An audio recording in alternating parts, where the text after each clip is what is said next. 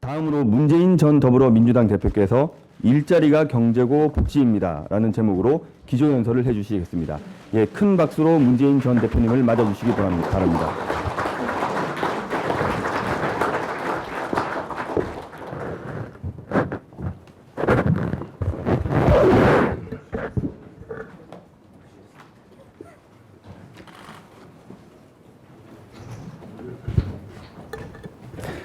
예, 오늘은 일자리가 경제이고 복지입니다 라는 제목으로 일자리 정책을 말씀드리겠습니다. 존경하는 국민 여러분, 지금 대한민국이 겪고 있는 저성장의 위기, 저출산, 고령화, 청년 실업, 경제적 불평등과 양극화 등 국가위기의 근본 원인은 바로 좋은 일자리의 부족입니다. 특히 청년 일자리의 부족은 매우 심각해서 통계청이 발표한 2016년도 청년 실업률이 9.8%, 사상 최대입니다.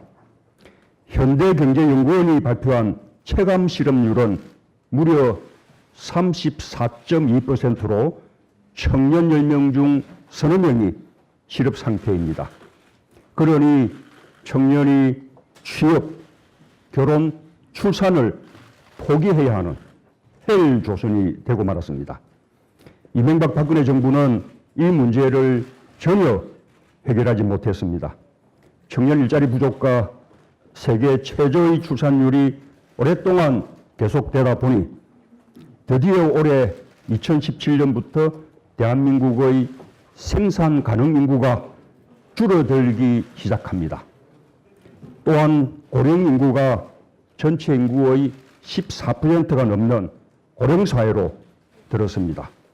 몇 년 후면 대한민국의 총 인구가 줄어들 것입니다.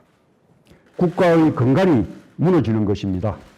그야말로 국가 비상사태입니다. 따라서 일자리 문제의 해결을 위해 비상경제조치 수준의 특단의 대책이 필요합니다. 국가가 동원할 수 있는 모든 정책 수단과 재정 능력을 총투입해서 반드시 해결해야 합니다. 저는 지난 대선 때 이미 일자리 대통령이 되겠다고 약속드렸습니다. 일자리가 성장이고 일자리가 복지입니다. 정권 교체를 통해 김대중 노무현 정부에 이어 세 번째 들어설 민주정부는 일자리를 최우선의 과제로 삼는 일자리 정부가 될 것입니다. 대통령 직속 일자리위원회를 만들고 청와대에 일자리 상황실을 만들겠습니다. 대통령 집무실에 일자리 현황판을 붙여놓고 대통령이 직접 일자리를 챙기겠습니다. 정부의 모든 정책과 예산 사업에 대해 고용 영향평가제를 전면 실시해 좋은 일자리 만들기가 국정 운영의 중심이 되도록 하겠습니다. 첫째, 정부가 당장 할 수 있는 공공부문 일자리부터 늘리겠습니다. 일자리는 기업이 만드는 것이다. 반만 맞는 말입니다. 작은 정부가 좋다는 미신, 이제 끝내야 합니다. 정부와 공공부문이 최대의 고용주입니다. 일자리 창출, 이제 정부가 앞장서야 합니다. 재원이 문제 아니냐? 이명박 정부가 4대강 사업으로 강바닥에 쏟아부은 국가 예산 22조 원이면 연봉 2,200만 원짜리 일자리를 무려 100만 개 만듭니다. 재정 운영의 우선순위 문제일 뿐입니다. 현재 국민의 생활 안정, 의료, 교육, 보육, 복지 등을 책임지는 공공부문 일자리가 전체 고용에서 차지하는 비율은 OECD 국가 평균이 21.3%인데 비해 우리나라는 7.6%밖에 안 됩니다. OECD 국가 평균의 3분의 1 수준입니다. 공공부문 일자리 비율을 3% 올려서 OECD 평균의 반만 돼도 공공부문 일자리 81만 개를 만들어낼 수 있습니다. 소방관, 경찰, 교사, 복지공무원 등의 일자리를 늘리겠습니다. 정부의 의지만 있다면 만들 수 있는 꼭 필요한 일자리 당장 만들겠습니다. 현재 소방 인력은 법정 기준에도 못 미쳐 1만 7천 명 가까운 인원이 부족한 실정입니다. 2교대 하던 인원 그대로 3교대로 전환하니 소방차와 119 구조 차량의 탑승 인원조차 채우지 못합니다. 지난 여름 울산 물을 날릴 때 순직한 소방관은 구급 업무 담당인데 인원 부족으로 구조 업무에 투입됐다가 안타까운 변을 당했습니다. 부족한 인원을 지체 없이 신규 채용하고 더 늘려 나가겠습니다. 병력 자원 부족을 해소하고 민생 치안을 강화하기 위해 의무경찰을 폐지하고 연간 선발 규모 1만 6,700명을 대체하는 정규경찰을 신규 충원하겠습니다. 사회복지 공무원 수가 크게 부족합니다. OECD 국가들의 평균 복지 공무원 수는 인구 1000명당 12명인데 한국은 0.4명에 지나지 않습니다. OECD 평균의 절반 수준으로 늘리기만 해도 사회복지 공무원 25만 명을 늘릴 수 있습니다. 그 밖에도 대한민국의 미래, 어린아이를 교육하는 보육교사, 초고령화 시대를 대비하는 의료인력, 국방력을 강화하는 부사관 등의 일자리를 계속 늘리겠습니다. 둘째, 노동시간 단축으로 새로운 일자리 50만 개를 창출하겠습니다. 우리 국민은 21세기에 살지만 노동시간은 20세기를 벗어나지 못하고 있습니다. 현재 우리 국민은 OECD 국가 중 퇴장시간 노동에 시달리고 있습니다. 그 결과 노동자들의 삶의 질은 최하위권이고 아이를 키우기도 힘듭니다. 노동시간 단축으로 일자리를 창출하고 온 가족이 함께 할 수 있는 저녁과 휴일을 드리겠습니다. 충북 충주에 있는 화장품 회사 LST의 성공 사례는 노동시간 단축이 노사 모두에게 이익이라는 사실을 확인시켜 줍니다. 이 회사는 2010년부터 주 4일 근무를 실행하고 있습니다. 그랬더니 오히려 회사의 매출이 20% 늘었습니다. 회사가 성장하면서 직원도 2배로 늘었습니다. 노동시간 단축은 결코 시기상조가 아닙니다. 13년 전 2004년 주 5일제를 도입할 때 대기업과 보수 언론들은 나라 경제가 결단날 것처럼 말했습니다. 그러나 1인당 연간 노동시간이 500시간 가까이 줄었지만 우리 경제는 더 성장했고 국민의 삶은 더 윤택해졌습니다. 우리나라 노동법은 연장 노동을 포함한 노동시간을 주 52시간 이내로 규정하고 있습니다. 그런데 이명박 박근혜 정부는 토요일과 일요일의 노동은 별도인 양 왜곡하여 주 68시간의 노동을 허용해 왔습니다. 그에 따라 주당 평균 52시간 이상 일하는 노동자가 전체 노동자의 23%에 달합니다. 휴일 노동을 포함하여 주 52시간의 법정 노동 시간만 준수해도 근로시간 특례업종을 제외할 경우 최소 11만 2천 개, 특례업종까지 포함하면 최대 20만 4천 개의 새로운 일자리가 만들어집니다. 나아가서 ILO 협약에 정해진 대로 노동자들이 연차 휴가를 다 사용하도록 의무화하겠습니다.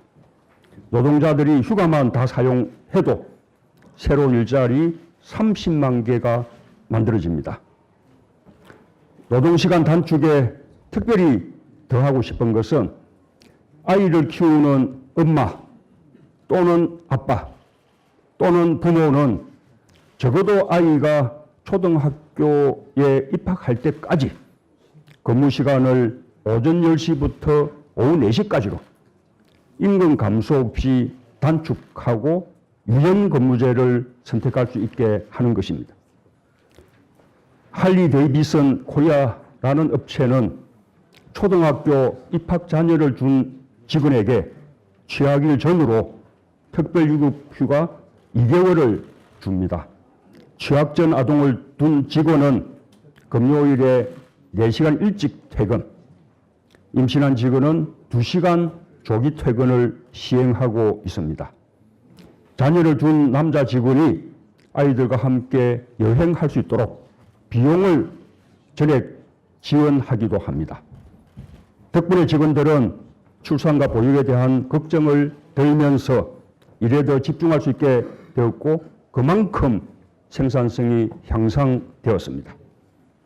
어린아이를 키우는 엄마 또는 아빠 또는 부모의 늦은 출근과 조기 퇴근은 아이를 국가와 사회가 함께 키운다고 생각한다면 충분히 도입할 수 있는 제도입니다.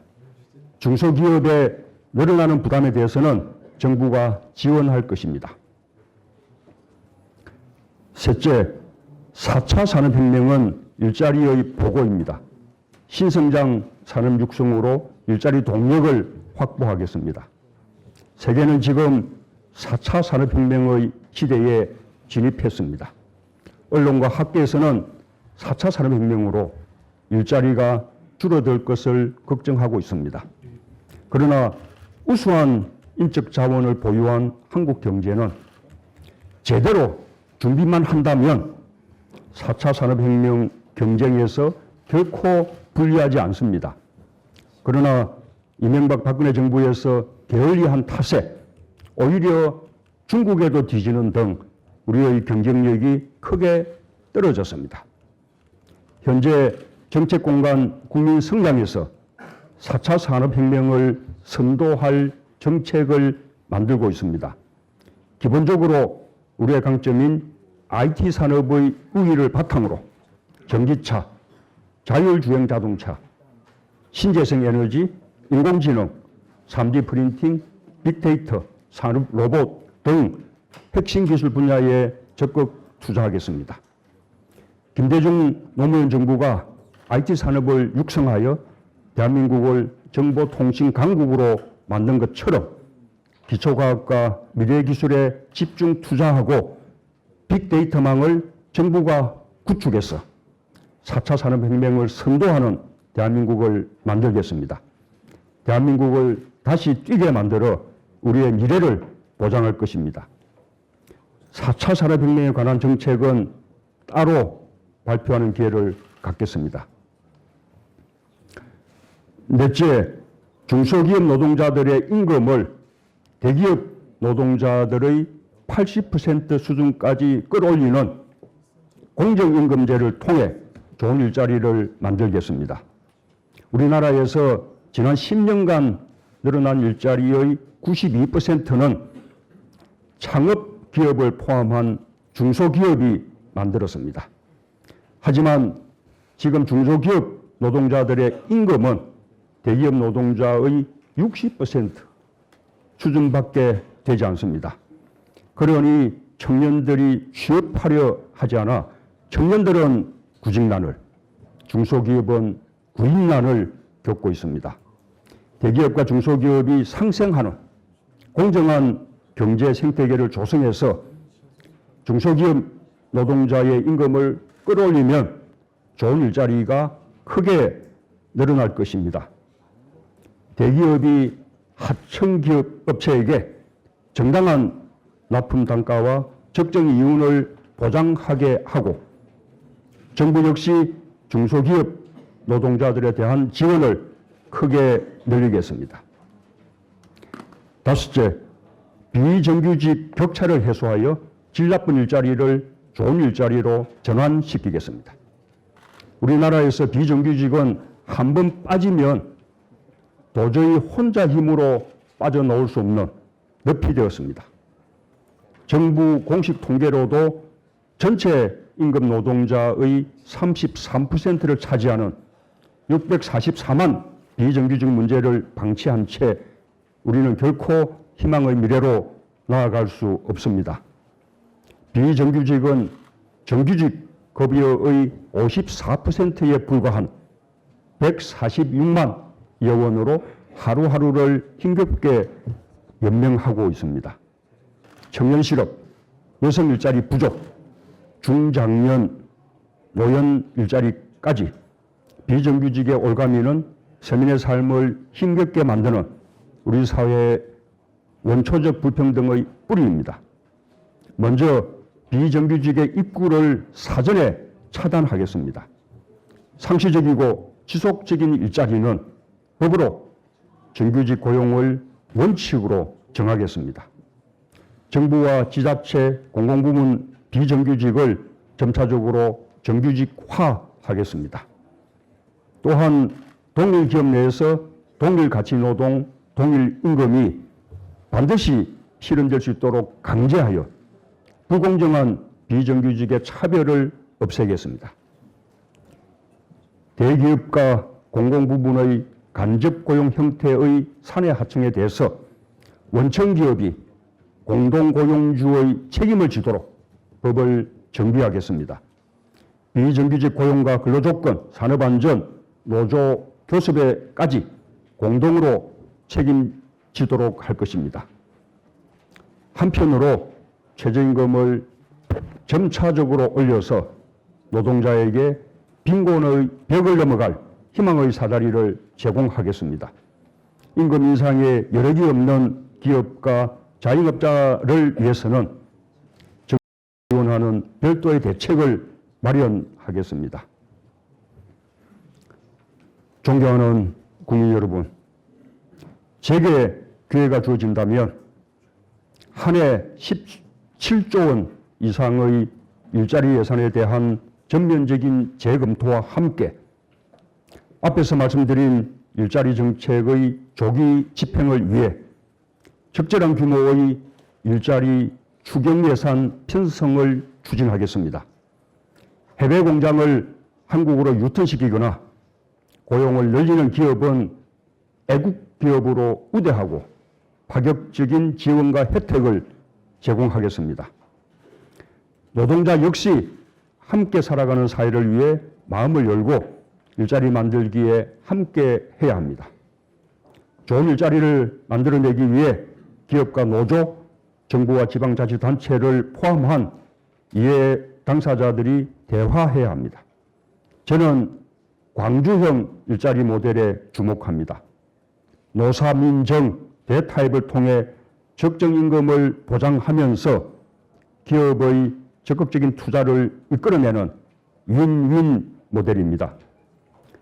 이와 같이 좋은 일자리를 만들기 위해 노사정이 함께 고통을 분담하는 사회적 대타협을 대통령이 직접 나서서 만들어내겠습니다. 일자리가 성장이고 일자리가 최고의 복지입니다.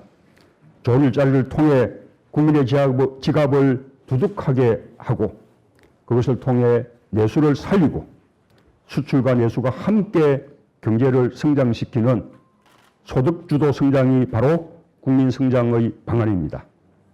좋은 일자리 속에서 청년이 내일의 꿈을 설계하고 장년이 안정적 생활과 노년이 아름다운 황혼을 누리는 일자리 복지 강국 대한민국을 반드시 실현하겠습니다. 감사합니다.